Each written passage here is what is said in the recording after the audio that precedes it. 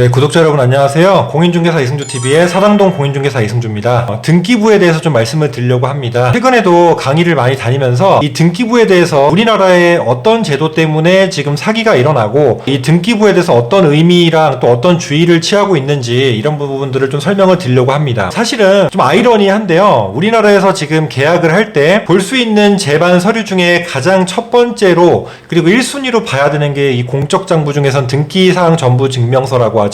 이제 예전 말로 등기부 등본이라는 말로 많이 알고 계실 텐데요. 2011년 이제 바뀌었어요, 용어가. 근데 아직도 등기부 등본이라고 많이 하는데 정확히는 등기사항 전부 증명서입니다. 근데 이제 이 단어를 계속 말씀드리기가 좀 번거로우니까 이제 등기부라고 축약해서 약식으로 부르겠습니다. 자, 이 등기부를 보고서 거래를 대부분 할 수밖에 없죠. 등기부 밖에 믿을 게 없어요, 아이러니하게. 근데 솔직하게 정확하게 말씀드리면 등기부를 믿고 거래하면 보호를 받을 수는 없습니다, 여러분.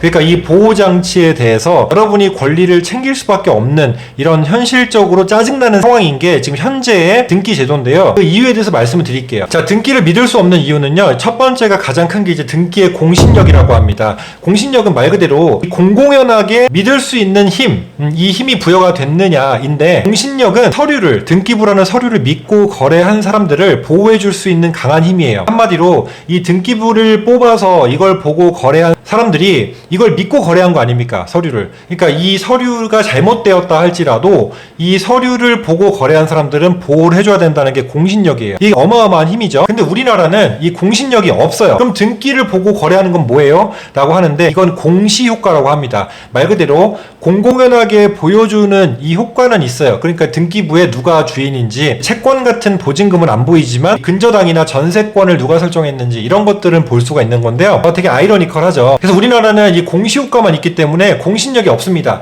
이 근본적인 원인이 왜 그러냐면 일제강점기를 거쳤잖아요, 우리나라가. 그리고 이제 1958년에 민법에 관련돼서 구체적으로 조금 제정을 하기 시작했는데, 그리고 또 우리가 어떤 아픔을 겪었죠? 6.25 전쟁을 겪었죠. 그러면서 기존의 소유권에 대한 부분들도 누가 주인인지, 집을 버리고 다니고 집이 막 멸실되고 이렇잖아요. 그러니까 누가 주인인지 파악하기가 너무 어려워진 겁니다. 이런 시대적인 배경, 그리고 일제강점기에 우리나라가 일본의 민법적인 부분을 준용을 했어요. 조선 민사령이라고 하는데 1960년 우리나라 민법이 제정되기 전에 우리나라에 의용되었던 일본 민법이 있습니다. 이걸 의용민법이라고 하는데 이때부터 일본의 등기를 따라가기 시작한 거예요. 크게 두 번째 이어서 설명드릴 내용인데요. 공신력이 없다는 게 이런 시대적 배경과 더불어서 일본을 따라왔다고 했잖아요. 근데 일본이 등기의 공신력을 인정하지 않습니다. 그렇다 보니까 이 두 번째로 따라서 일본의 민법들을 많이 준용하게 되고 공신력을 인정하지 않는 지금의 상황에 쭉 이어져 온 거죠. 자, 다음으로 이제 세 번째는요. 가장 큰 차이가 뭐냐면 좀 약간 이어지는 내용이라고 볼 수 있어요. 등기가 이제 형식적 심사주의가 있고 실질주의가 있습니다. 이 두 개가 반대되는 내용인데 보통 법으로 굉장히 강력한 나라가 두 군데가 있어요. 첫 번째가 일본이고 두 번째가 독일입니다. 그래서 우리나라 판사님들이 이제 유학파 출신들이 크게 이렇게 두 군데로 양분이 됩니다. 독일파, 일본파. 독일의 많은 학설, 독일의 이론을 습득하신 판사님이 계시고 또 일본의 학설이나 일본식의 판례를 많이 습득하신 판사님들이 계세요. 그러면서 해석도 달라질 수 있겠지만 그 판례를 논하기는 감히 주제 넘기도 하고요. 독일이 이 실질적 심사주의를 취하고 있고요. 일본이 형식주의를 취하고 있어요. 형식적 심사주의니까 그냥 서류만 구비가 되고 내용만 맞으면 이 등기관이 실질적으로 어떤 내부적인 상세한 내용을 보지 않고 요것만 맞으면 등기를 해줍니다. 형식적으로 요것만 맞으면 해주니까 신뢰감이 있겠냐고요, 이게 신빙성이. 이 반대로 독일은 실질적 심사주의를 취하니까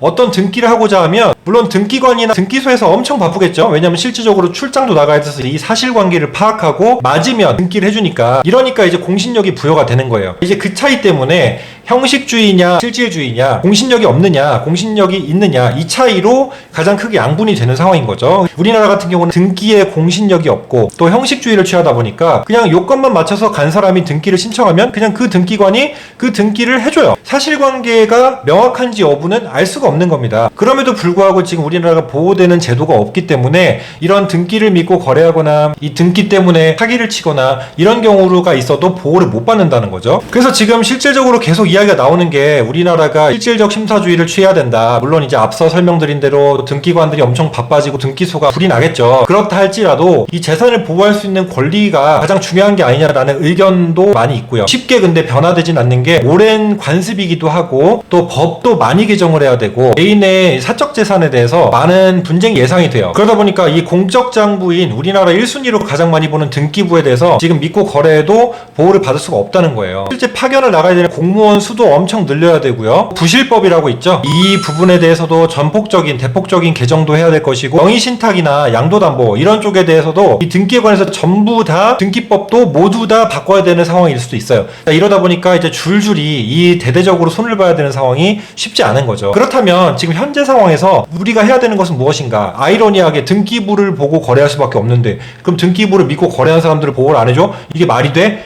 당연히 말이 안 되죠. 저 역시도 현업에서 매일매일 계약을 하는 사람으로서 항상 이 부분에 대해서 좀 아이러니하다라는 생각을 많이 해요. 항상 강의를 나가면 하는 말이 에스크로 제도라고 있죠. 쇼핑몰에서 거래하면은 돈이 제품을 잘 받기 전까지 누가 돈을 보관합니까? 우리가 결제한 그 사이트에서 돈을 보관하고, 제대로 우리가 구매 확정을 하거나 제대로 물품을 받으면 그러면 판매자한테 돈을 수수료를 떼고 귀속해서 주잖아요. 이런 에스크로 제도가 공인중개사법에도 있단 말이에요. 예치금 제도가. 그래서 이걸 제가 누누이 많이 목소리를 냈는데, 이제 제 목소리가 힘이 없잖아요. 제가 유명한 사람이 아니다 보니까. 유명한 사람이 되면 반드시 이런 목소리를 많이 내겠다라고 항상 공언을 했었는데, 제 목소리가 들리진 않았겠지만 최근에 이제 에스크로 제도를 일부 도입하겠다라는 발의가 된 것으로 알고 있습니다. 실행되진 않았는데요. 그런 제도들과 더불어서 사전에 조금 구제할 수 있는, 사전에 예방할 수 있는 제도들을 많이 만드는 게 중요하다고 생각합니다. 우리나라는 이제 계속 사기가 일어나다 보니까 사후 구제 수단만 계속 늘어나고 있죠. 예를 들면 특별법으로 지금 전세 사기 피해자법도 생겼고요. 전세 보증보험 같은 것도 돈을 못 받았을 때 취해야 되는 방법들이잖아요. 임차권 등기 같은 거. 그래서 우리가 사전에 할 수 있는 방법은, 그래도 그나마 차선책으로 해야 될 부분들은 각종 공적 장부들 여러 개를 한 번에 같이 봐야 됩니다. 예를 들면 건축물대장 같은 것도, 그리고 토지대장 같은 것도, 다가구 주택이라면 토지 등기부도 같이 소유주가 같은지 혹은 다른 특이사항이 없는지를 꼼꼼히 봐주는 게 우리 공인중개사들의 일이고요. 물론 간혹 가다가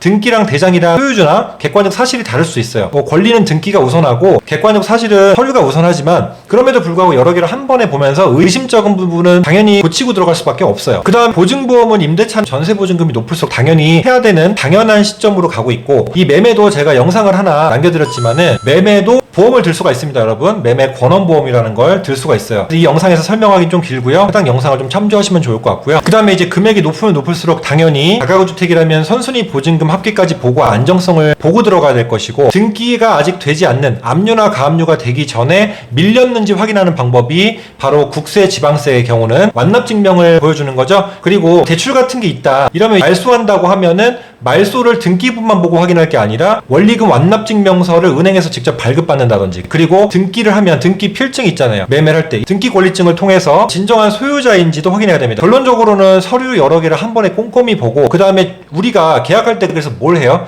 주민등록 진위 확인하잖아요. 1382 전화도 하고, 물론 그렇게까지 안 하더라도 실제 소유자가 맞는지 본인이 와서 신분증 보여주면서 그 등기부에 있는 이름과 정확한지 일치한지 확인하죠. 이 정도 보통 보면은 사고가 안 나는데, 가끔 이런 경우가 있어요. 등기부를 등기소에서 뽑지 않고 준 서류를 갖다가 볼 수 있는데, 이거는 위조를 할 수 있는 확률도 있고, 우리 아까 말했듯이 공신력이 없기 때문에 그 서류를 보고했다고 해도 전혀 보호를 못 받습니다. 반드시 등기소에서 뗀 서류를 보고요. 혹시라도 미심쩍은 게 있다면 바로 이제 확인을 하고, 그 다음에 변경을 할 수 있으면 하고, 그럼에도 찝찝하다면 안 하는 계약으로 가더라도 그렇게 꼼꼼히 두들겨보고 가야 됩니다. 모든 공인중개사들이 다 나쁜 사람은 아닙니다, 여러분. 근데 공인중개사들 중에서 사기를 치는 사람들도 있고, 이제 신의성실하지 않게 일을 하는 사람들도 있어요. 이제 그런 사람들 때문에 사기를 당하는 것도 있고, 피해의식이 큰 소비자들도 많습니다. 하지만 진짜 박학다식하고 내 일처럼 열심히 해주는 책임감 있는 중개사들도 많기 때문에, 그럼에도 불구하고 여러분들이 본인의 권리는 본인이 반드시 취해야 돼요. 그러니까 여러분들이 공부를 많이 하실 필요도 당연히 있습니다. 집을 구할 때 권리 위에 잠자는 자는 권리를 보호받지 못한다는 말이 있습니다. 여러분들의 권리이고, 중개사를 통해 집을 구함에 있어서도 여러분들에도 일부 의무가 있어요. 여러분들에게도 확인을 꼼꼼히 할 의무가 있다고요. 중개사도 당연히 그 이상으로 확실하게 해주고 중개를 해야 되지만 그건 당연한 의무고요. 여러분들도 그냥 방관자적 입장에서만 볼 수는 없는 시대가 왔다는 겁니다. 등기부에 이런 공신력이 없다, 실질주의 인정하지 않는다, 욕만 하면 뭐하냐고요. 저도 당연히 어쩔 수 없는데, 누구도 다, 우리나라에 있는 사람들은 다 이렇게 거래할 수밖에 없는데, 그래서 보험 여부도, 그리고 사전에 체납 사실 여부도, 그리고 신분 확인 여부도, 다른 공적 사실 장부들 확인 여부도 꼼꼼히 하시고 진행하시라는 부분 말씀드립니다. 자, 이렇게 해서 오늘 영상 마치도록 하고요. 다음 영상에서 또 만나도록 하겠습니다. 시청해주셔서 감사합니다. 다음에 만나요.